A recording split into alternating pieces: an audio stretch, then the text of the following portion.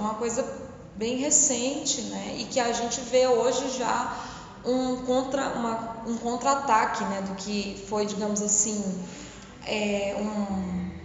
uma chancela dessa organização sindical, como ela se colocou ao longo da década de 80, 90. Hoje a gente já tem um contra-ataque a isso e uma grande onda de desmobilizar todo esse movimento que se organizou, né? Então, o momento hoje, o contexto hoje, dentro do movimento sindical, é um contexto de luta mesmo, de embate e de resistência.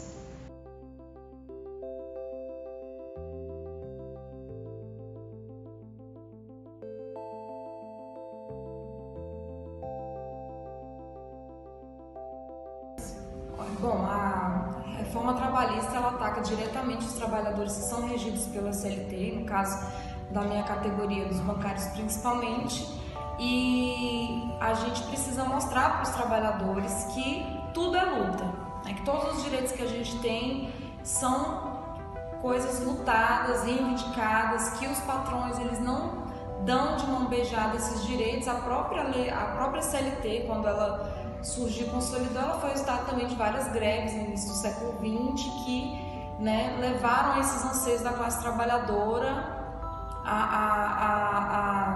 ao governo, enfim, de alguma maneira dialogar com essa classe e consolidar as leis trabalhistas. Então, o contexto de diálogo com a base é sempre trazer que o que nós temos de direitos, de salários, de condições de trabalho, isso tudo é luta da própria classe trabalhadora, né? Os bancários, eles são muito emblemáticos nisso no Brasil. A gente é o único país do mundo que tem uma convenção coletiva nacional da classe do ramo financeiro, né? E consegue arrancar desse ramo que é muito poderoso, muito rico, uma ordem de direitos muito elevada diante das outras categorias de trabalhadores que são regidos pela CLT. Mas isso tudo está em ataque e a gente tem visto algumas pessoas já dentro da base começarem a se incomodar e se preocuparem em voltar aos sindicatos, a se filiar novamente, a perguntar como que faz para contribuir, porque eles estão vendo que o que eles tinham de direito não é garantido, que isso tudo é contexto, é conjuntura política, e quando a conjuntura política ela não é favorável aos trabalhadores, os primeiros ataques são os direitos dos trabalhadores. Acho que ela resumiu bem. O trabalhador perceber que sozinho ele é muito mais fraco do que o patrão, seja o empresário, seja o governo, né? Então, o sindicato surge historicamente justamente quando os trabalhadores percebem que cada um cuidando de si não é suficiente, né? Você pode perseguir muito mais fácil uma pessoa descontente sozinha, isolada, mas se esse descontentamento de determinada categoria da classe trabalhadora é coletivo, é organizado, você tem uma entidade com personalidade jurídica para representá-los, para ser o escudo de proteção, né? Utilizando uma alegoria medieval, o sindicato é escudo e espada, né? Escudo para defender a categoria, espada para conseguir atacar e garantir a conquista de direitos, né?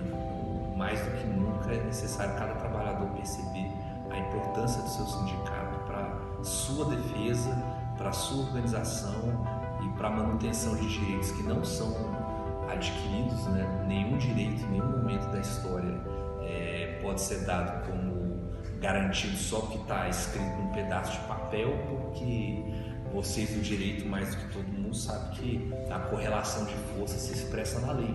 Então, se a correlação de forças muda o governo, muda a composição de forças no Congresso e a opinião no judiciário, na imprensa, opinião pública, aquilo que estava escrito é rasgado e é escrito outra coisa em seu lugar.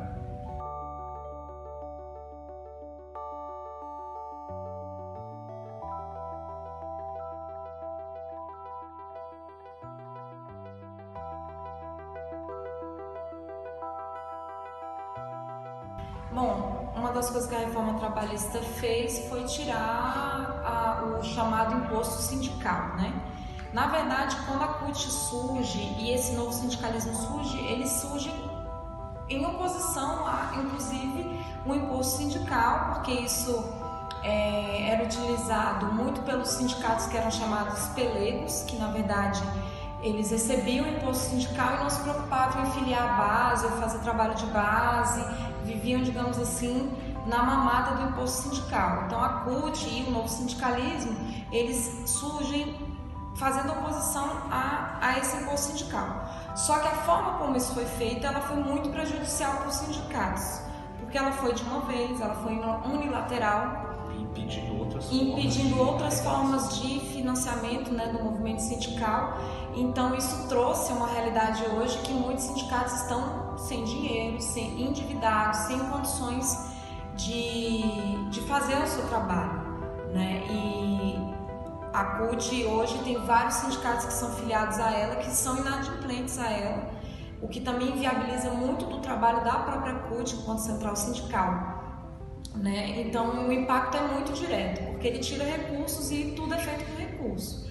Então, para mobilizar a gente, para contratar pessoas para o sindicato, contratar um escritório de advocacia para trabalhar ali como auxiliar do sindicato, tudo isso, rodar boletim, gráfico, pagar ajuda da sede, e principalmente inviabiliza as greves, porque as greves gastam muito dinheiro. Ano de greve, o sindicato tem um aumento de gasto entre 30% e 40%, bancários pelo menos, no gasto anual, porque a greve é isso, é você colocar carro de som, é você trazer companheiros dos outros sindicatos, de outras categorias para a cidade, para fazer os piquetes, para rodar papelada, enfim, mosquitinho, papel de greve. Então tudo isso traz um gasto ainda maior. Então você tirar esse financiamento, ou qualquer financiamento do sindicato, o impacto é imediato de falta de recurso para viabilizar a própria luta dos trabalhadores. Ela afeta o trabalhador porque ela inviabiliza que o sindicato esteja presente, né, que o sindicato faça as viagens que são necessárias fazer para a mesa de negociação, para que o sindicato disponha de pessoas e material para fazer o trabalho de base, né, e dificulta muito. E, claro, não foi só isso que aconteceu, né, com a reforma trabalhista, não foi só o fim do imposto sindical. Esse ano, no início do ano, o governo lançou também um MP tirando a possibilidade, dizendo que os sindicatos deveriam agora gerar boleto para mensalidade do sindicato, que é outro prejuízo muito grande. Foi derrubado por liminar, enfim, foi uma luta. Cada boleto custa dinheiro. Cada emissão de boleto é R$10, né? Enfim, quer dizer, custa muito. E, óbvio, uma coisa é o trabalhador ter isso descontado no salário, outra coisa é ele precisar pagar um boleto todo mês para se manter filiado ao sindicato. Então, na verdade, quando você enxuga os meios de financiamento do sindicato, você desmobiliza o sindicato, e para o trabalhador, um sindicato fraco não vai conseguir representá-lo.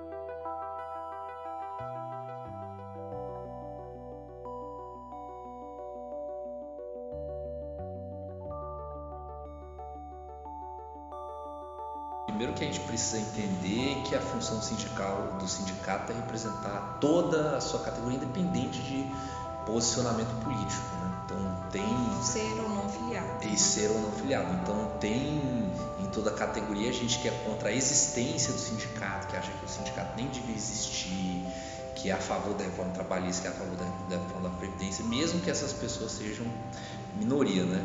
Muitas dessas críticas, a depender de qual é o seu sindicato, qual que é a sua categoria, são procedentes. Então, por exemplo, quando eu trabalhava no Correio Brasiliense, o meu sindicato eu realmente só sabia e olha que eu sempre fui um cara engajado, eu só sabia da existência dele quando eu tinha o desconto do imposto sindical na folha, né? E aí eu só consegui descobrir aonde que sequer ficava a sede do sindicato quando eu fui demitido, quando eu me demiti, né? E que aí eu tive que levar o acerto lá para homologar e tudo, e era só uma salinha lá no SIG para uma pessoa carimbar aquele acordo. Então você realmente tinha muitos sindicatos que basicamente só arrecadava imposto sindical, não fazia absolutamente nada. Uma campanha salarial, um boletim, um site, uma movimentação. Sequer se preocupava em filiar, né? Sequer se preocupava em filiar. Então eu queria me filiar no sindicato, eu não conseguia, simplesmente porque não era do interesse daquele sindicato, né?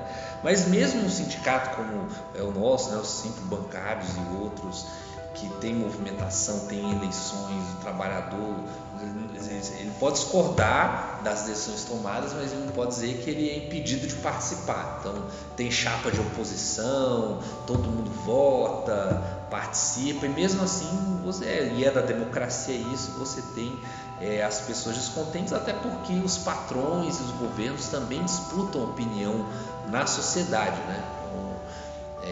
Os trabalhadores também assistem televisão, recebem fake news no WhatsApp, ouvem no rádio que o problema é do sindicato, ouvem na TV que o problema é do sindicato, muitas vezes ouvem no bar quando eles vão lá que a culpa é dos sindicatos, então ele vai introjetando para ele que os problemas da vida dele é a existência daquele sindicato.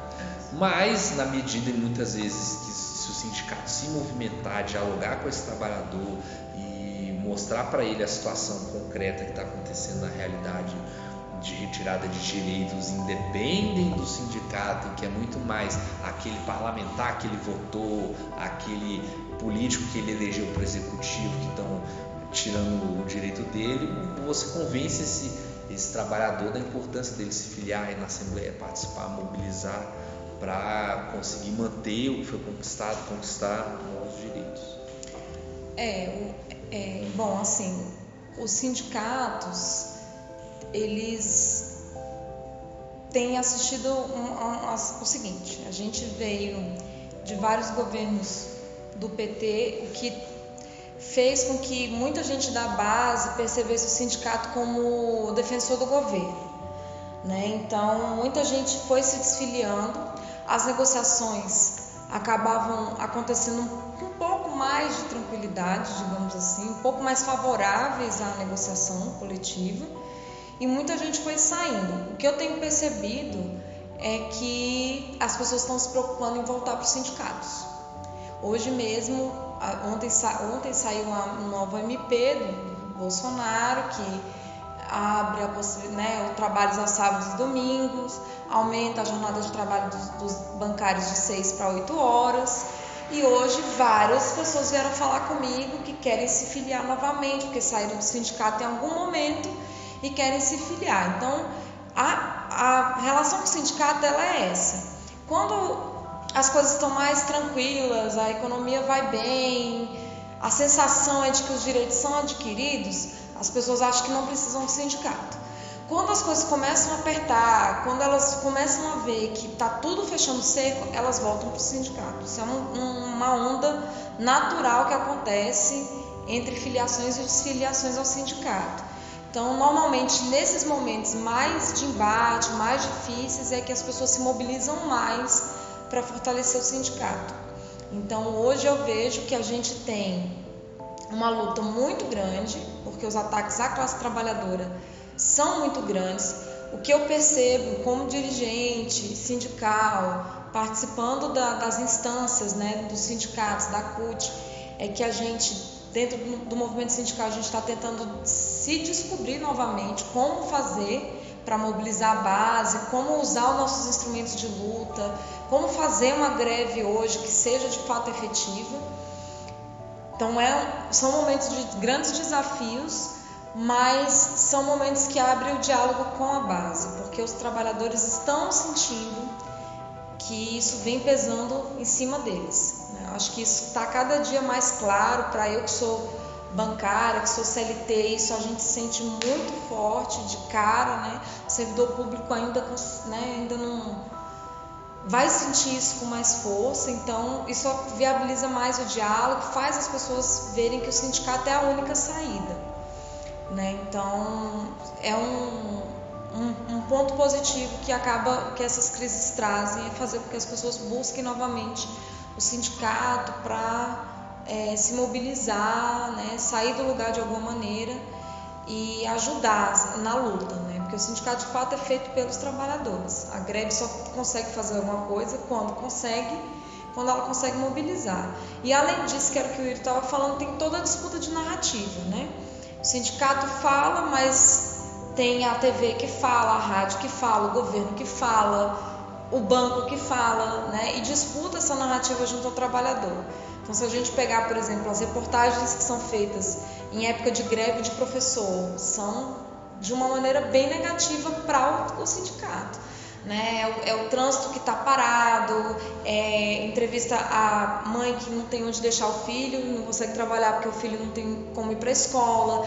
Então, assim, a narrativa que é montada é contrária, né, ao sindicato. Normalmente você não vai ver diretores sendo entrevistados assim no DFTV meio-dia, professor em greve sendo entrevistado no DFTV meio-dia, o bancário que é a favor da greve, o diretor do banco que é a favor da greve, né? Então, o que está na grande mídia é uma narrativa contra os sindicatos. E aí tem toda essa luta, né, de desfazer essa narrativa, mostrar para o trabalhador que a gente não está fazendo balbúrdia, né, que quando a gente está fazendo um piquete é pelo direito dele, se a gente não quer deixar ele entrar é para o bem dele, porque a gente precisa mostrar para o patrão que a gente está mobilizado, e isso é muito difícil, né? Os momentos de luta mostram muito essa polarização na opinião da base, né, da classe trabalhadora, que ela acaba comprando mesmo esse debate, essa narrativa de que o sindicato não faz nada,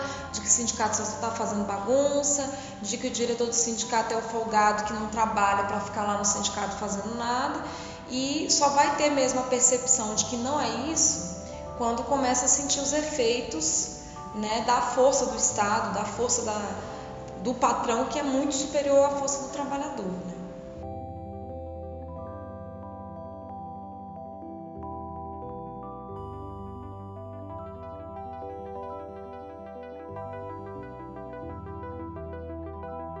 Só em relação à central sindical, porque a função dela também, né, é de ter um olhar mais amplo da classe trabalhadora. Então, além do que já é feito de articular as categorias já organizadas, né, bancários, professores, rodoviários, metroviários, metalúrgicos, comerciários, também sempre ter um olhar para quem está vivendo uma nova realidade do mercado de trabalho. Então, por exemplo, nós temos agora aí os entregadores por aplicativo, que não tem direito absoluto nenhum, né?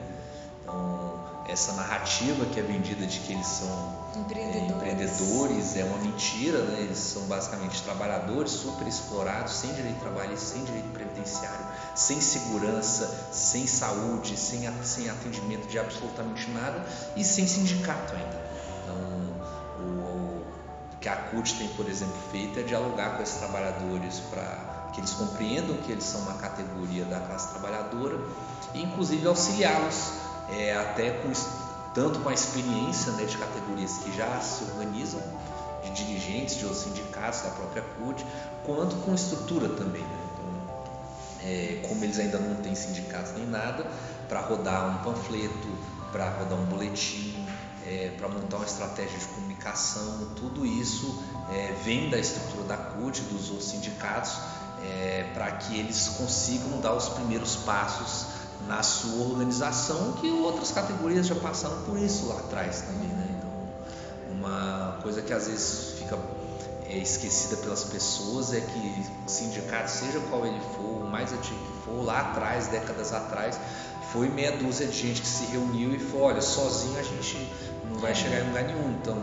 a gente precisa se reunir, a gente precisa fazer um financiamento entre a gente precisa constituir um advogado nosso, a gente precisa de uma sede física para se reunir, a gente precisa contratar um jornalista. Então tudo isso foi sendo feito aos poucos em todas as categorias, e o desafio agora é fazer isso também com essas novas categorias que ainda não estão organizadas. Isso a CUT tem esse papel de tentar organizar, né, as categorias de trabalhador que ainda não estão organizadas, né? E além disso também